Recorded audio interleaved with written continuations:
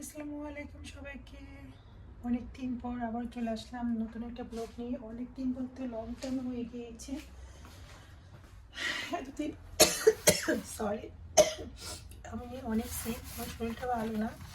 তো অনেকদিন ধরে ভিডিও আপলোড দিচ্ছি না, কারণ আমার মন মানুষের একদম ভালো না, শরীরও ভালো না, তাই ভিডিও দেওয়া হচ্ছে না বেশ কিছুদিন। আমি এক ধরনের আশায় ছেড়ে দিয়েছি যে ভিডিও দেবো না। তারপরে চিন্তা করলাম না, আমার কষ্টের কথাগুলি একটু শেয়ার করি সবার সাথে। অথবা আমার মনের অবস্থাটা জানি না ভালো হবে কি না, বাট ভিতরেরটা একটু পাতলা হবে। তো যাই হোক, ব্যস্ত দিন যাচ্ছে আমার।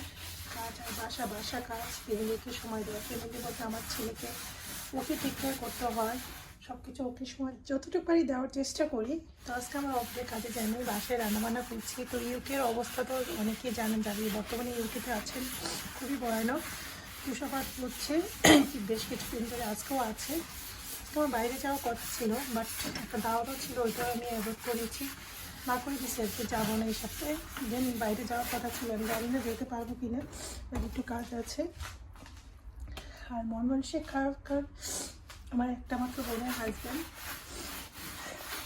পৃথিবী থেকে বিদায় নিয়েছে।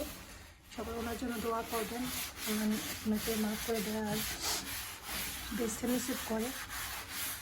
তো বেশ কিছুদিন ধরে আমি এতটা ভেঙে পড়েছি, কারোর সাথে কথা বলা, অনলাইনে আসা বা কোনো কিছু আপলোড দেওয়া, কোনো কিছু ভালো লাগতেছিল না। আপাতত অন্য কাজে যাচ্ছি, রান্নাবান্না করছি, কারণ বাচ্চাটা আছে, বাচ্চাকে তো আমার খাওয়াতে হবে, নিজেকে ঠিক রাখতে হবে, যতই শরীর মন খারাপ থাকুক না কেন, কারণ এখানে আমার দেখার মতো আলাদা ছাড়া কেউ নেই।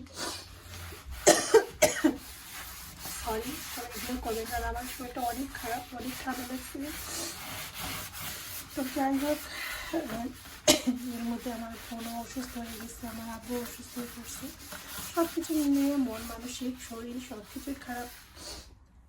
পরিবার থেকে যখন একটা সদস্য চলে যায় পৃথিবী থেকে, তখন তার অবস্থাটা শোনার পরে কেমন হতে পারে, এটা তো যাদের চলে গেছে তারাই বুঝতে পারবেন। যাদের পৃথিবীতে আছে, দোয়া করে আল্লাহ সবার বাবা মা ভাই বোন আত্মীয় স্বজনকে আল্লাহ নেখায় দান করে পৃথিবীতে বাঁচিয়ে রাখুক। তো যারা ফ্যামিলি থেকে কেউ সদস্য চলে যায়, তারা বুঝতে পারে যে কী কষ্ট। একটা সদস্য পরিবার থেকে চলে যাওয়া মানে কি, মানে একটা ঝড় চলে আসে একটা পরিবারের মধ্যে। তো আমার বোনের জন্য সবাই সরি দোয়া করবেন। আমি এতটা ঠান্ডা কথা বলতে পারতেছি না। আমার বোনের জন্য সবাই দোয়া করবেন, আল্লাহ যেন তাকে সেই মন শক্তিটা দেয়, ধৈর্যটা দেয়, আল্লাহ যেদিন ধৈর্য নিয়ে থাকতে পারে। তো আমার করণী খুবই খারাপ যাচ্ছে,